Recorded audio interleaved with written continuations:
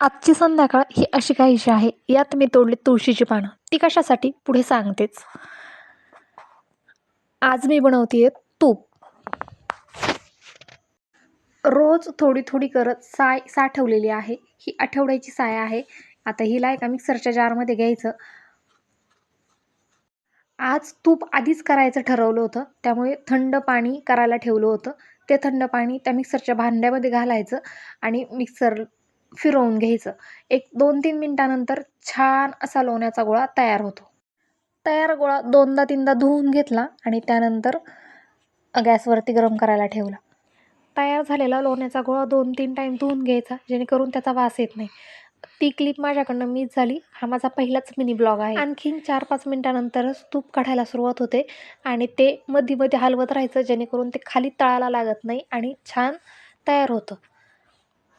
आणखीन पुढच्या 1-2 मिनिटातच तूप तयार होतं.